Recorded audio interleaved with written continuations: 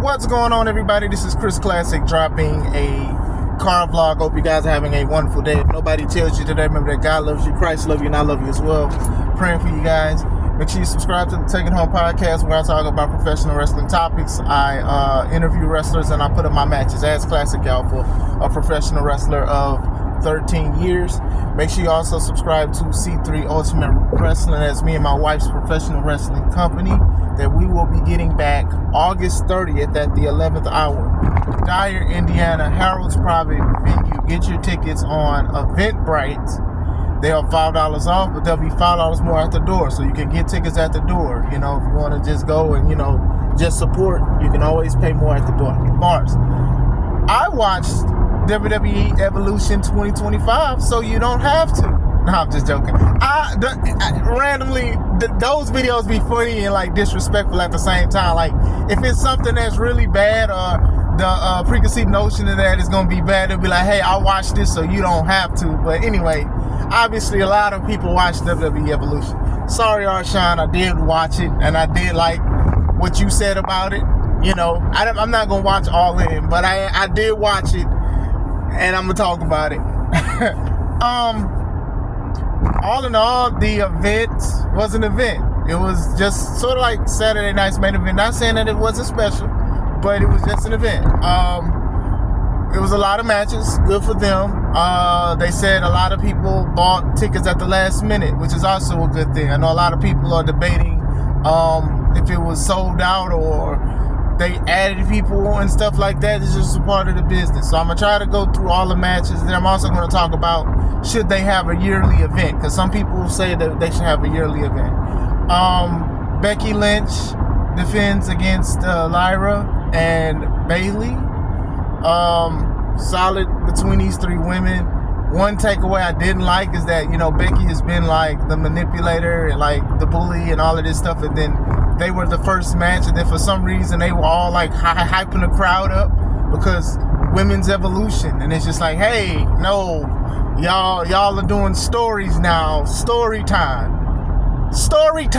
Like, I do know that we are, they are exposing stuff and doing things, but hey, y'all supposed to be mad at each other, all three of y'all. What's going on? Well, hey, let's get together. Let's have the women. Yeah, women wrestling. I'm not saying it to make fun of women's wrestling, but come on now. We got to stop this stuff, man. Like, imagine Roman and Brock, who had this feud and stuff, and then all of a sudden they just hyped the crowd up like that. Like, there's certain ways to do it, and that definitely wasn't great.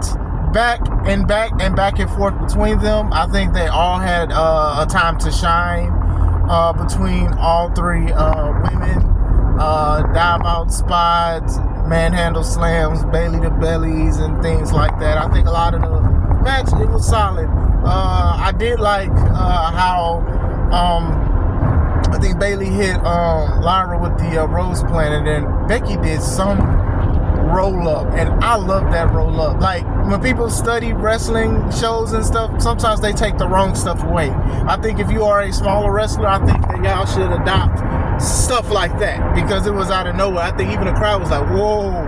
So Becky wins. Solid match. Now, as far as the story is concerned, I'm not a big fan of the story. I mean, I ain't a big fan. I've talked about Becky has won almost every belt when she returns. And then it's funny because in the info about her when she was coming out, there was like 8 of her last 9 matches were championship matches. So you kind of proving my point. I understand that they're trying to help Lyra Valkyrie, whatever her name is. I keep messing her name up. Sorry. I understand that, but I also think that two things kind of hold her back. Her height and a lack of promo skills. You have to have something going for you besides just wings and stuff. And I'm not saying that to her per se, because this is also something for the company. Now, people do love her. They do the woo with her. They do that stuff with her. And she's cool. It seems cool or whatever. But I do think she needs to have more of a character. You need a character with it. You're going against two of the 4 horsewomen of wrestling and stuff like that, and I have my reserves against Becky, you guys know that, and stuff like that, but still, she's still a superstar regardless. So I do think something, every time she's on the microphone, it seems like she's nervous and she's trying to hurry up and say it. Bayley, she's passable on the mic for the most part. She's know what she's gonna say. I love when Bayley was evil though. I ain't gonna lie. The face one, because it's just like, I like seeing you here. I like you're a dope wrestler and stuff. But I think that role model thing that she was doing really worked when she was the bad gal, right? What was the second match? See, I tried to remember this stuff before, but I'm probably, if I do cuts in this, it's probably because I'm looking at the card. I believe the next match was the NXT Women's Champion, I think that's JC Jane versus Jordan Grace for the NXT Women's title. Grace came out with Blake Monroe, formerly known as Mariah May in AEW. We kind of knew what was going to happen. And JC Jane, she has her own group. It's not Fatal Influence, but you guys know that she was part of Fatal Influence. It was tagged with Gigi Dolan and was doing stuff with Mandy Rose before Mandy Rose got let go. Once again, solid match. Shout out to JC, because I know that a lot of people were shocked that she beat Stephanie Valcour for it, because Stephanie got called up. And a lot of people was like, oh, well, she's just keeping the belt warm for either Jordan Grace or maybe even Blake Monroe. So shout out to her, because she's trying to do the best that she can with a title they felt some people felt she didn't deserve. I don't watch NXT, so I can't really just say, oh, she don't deserve it, because I don't watch NXT. I only watch it for like Obafemi and a couple like highlights or whatever, but I don't really watch it. And I heard they be killing it, and that's good. That's fine. That's, I don't wish nothing bad against them. But, it was too many events to catch up on. They even had Great American Bash, which I'm not going to watch. But still, I'm just saying. Might go back and watch Oprah's match. I'm a big fan of Oprah. But still, solid back and forth between both of them. The people that they came out with would get involved, and then Blake got involved. Eventually, she took the belt from one of the girls. I don't know the name, please forgive me. And then they distracted the ref, and somehow Jordan got reversed into the ropes, and then Blake hit her in the back, and then JC hit her with a move. It looked like a regular clothesline or something, but apparently that's her finisher, and she won. And then we saw Blake's face and was like, oh man, she betrayed Jordan, like we knew she was. But then Mike and Michael Cole and all them, they were like, oh wait, did she try to help her? No, wait, she did this on purpose. I'm like, dog, look at her face. Of course she did this on purpose. Look at it.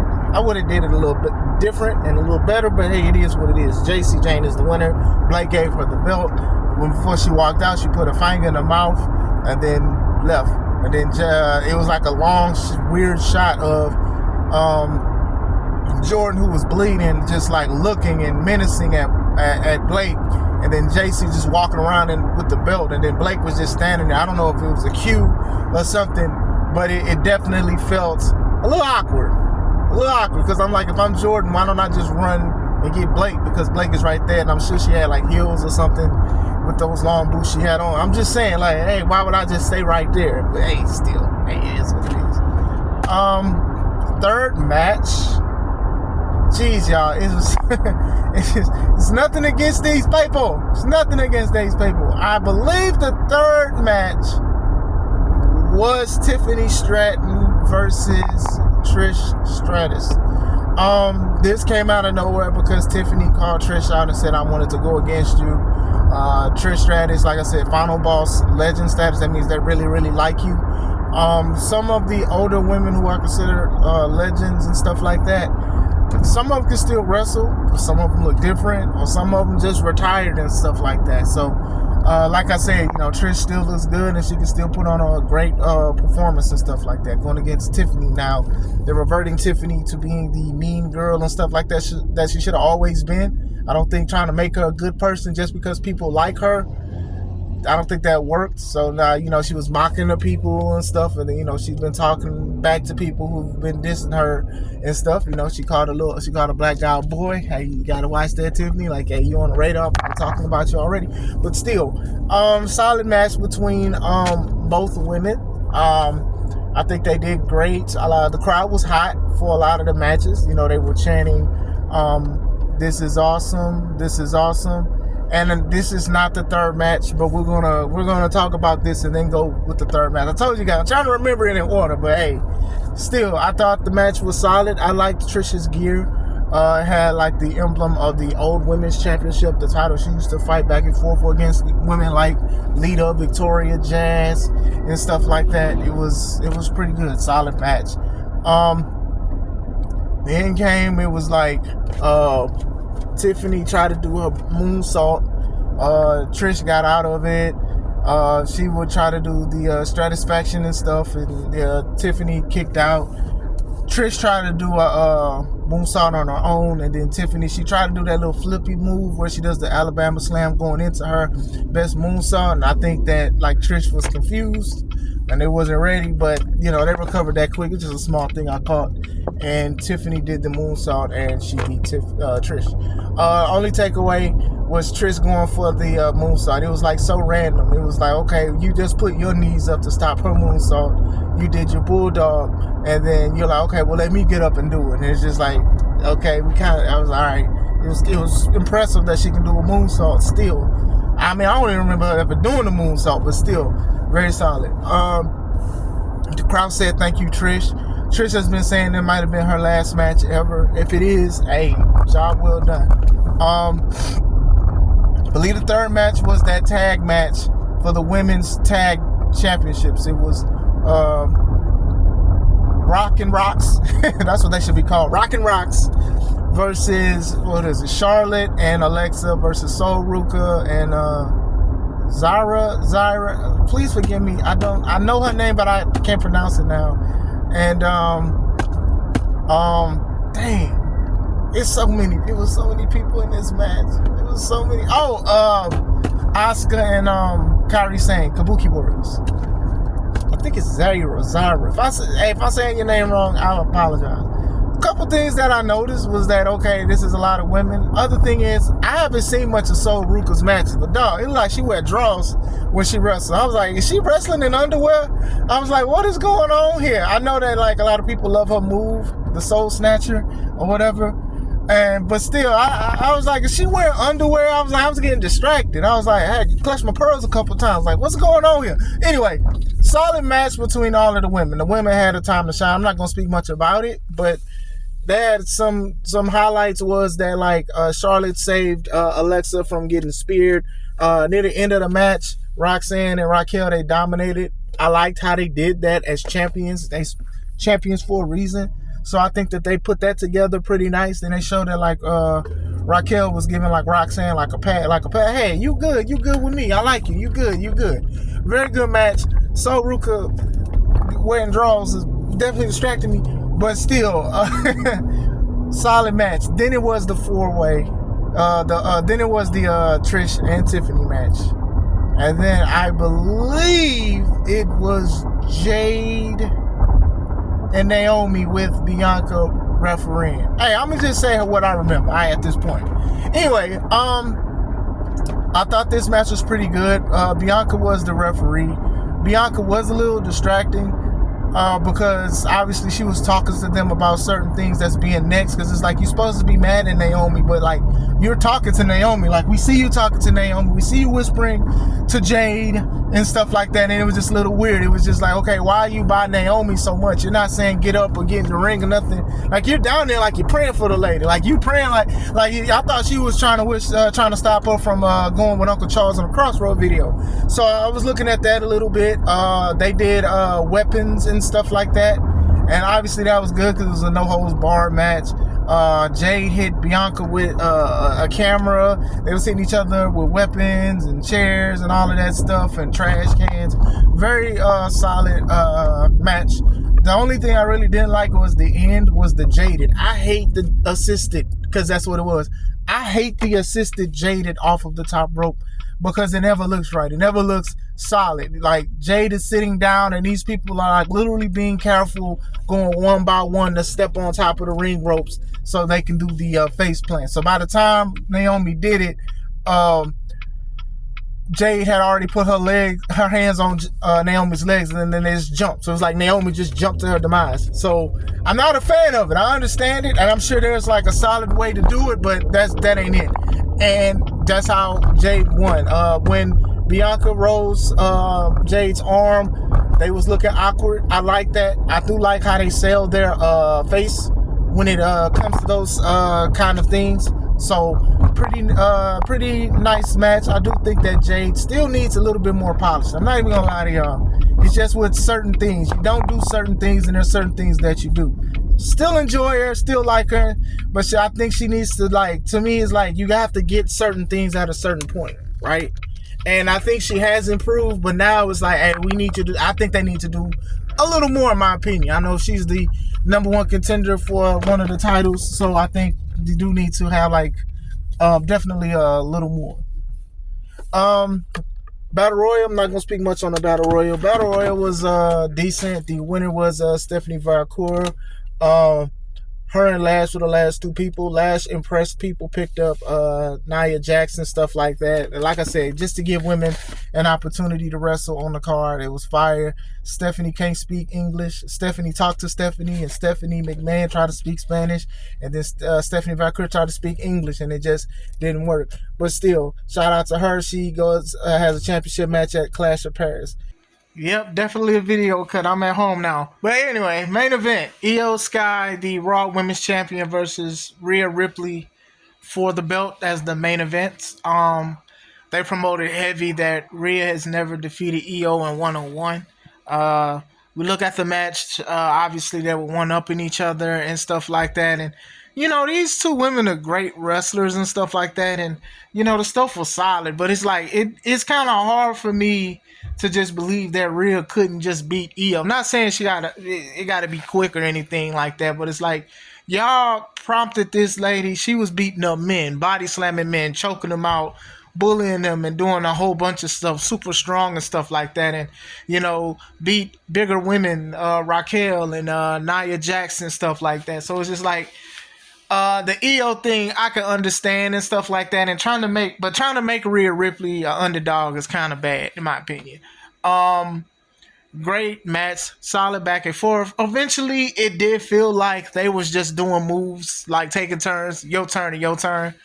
But, you know, that's sort of like the standard in matches. You know, the crowd was hot the whole show. They was doing "This Is Awesome" chants and stuff like that. Io tried to do a springboard shotgun drop kick, wound up hitting Jessica, the referee. And while the referee was down, they went all into the crowd and they fought. And then eventually Io jumped off the top of the speaker and fell on Rhea.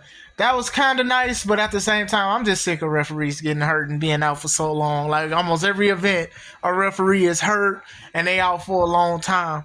Now, to be fair, a whole human jumping off the top rope and then hitting you with both their feet into your chest, I can definitely understand to a certain extent. But like with the backlash situation with Randy and John Cena, where two referees got taken out, and then all of a sudden security came out for the sake of the referees, not for nobody else, for the sake of the referees. So I don't know if this is the year of the referee or what. Then the camera angle shows where Jessica was looking at Rhea getting ready for Io, getting ready for her moonsault to get in the ring to try to do the count, but Rhea kicks out. That was a bad angle in my opinion, but hey, it is what it is. So they beat up each other a little longer, then all of a sudden Naomi's music hit and she cashes in. She was trying to get the referee to ring the bell. They rung the bell and she was like, ring it. So I'm assuming she didn't hear when they rung it the first time. So they rung it a second time, and she hits Io with the briefcase. Then she threw Rhea into the turnbuckle post. I think she hit Io with the case first. I could be wrong. No, I think it's after. Anyway, split-legged moonsault to Io Sky, pins her, new women's champion Naomi. Shout out to Naomi and everything that she continues to do. Proceed with caution. It's picking up very well. What she tweets and how she acts is very good. I think her character development continues to grow. And I'm not going to lie, I was a huge fan of Feel the Glow. I felt that WWE should have utilized it way more than what they did. I think that could have definitely kept her more as a main eventer and stuff, because people wasn't sick and tired of it. Now this evil version of, you know, I'm dangerous and I'm not scared of nobody, I like it. You know, I saw the highlight of Raw, and basically they're going to do a triple threat at SummerSlam one of the nights. You know, Io and then Rhea, they said they want a title match, and then Adam said, welcome to Raw, Naomi, you go against these two women. You know, we just had a triple threat for the Intercontinental Championship between Becky, Bayley, and Lyra. And then even at WrestleMania, it was Io, Rhea, and Bianca. It's like, so many infatuations with like triple threat matches, especially with women's stuff, is crazy. And I just hope that Naomi is not going to be just a stepping stone or just a notch in the belt of the feud between Rhea and Io. You know, I do think that they need to separate for a bit. You know, I think definitely to separate for a bit. I don't think that they need to be feuding back and forth and stuff like that. They don't even have to be with a title and stuff. Let Naomi have a little longer title. Let her grow as a champion and stuff like that. But hopefully it goes that way.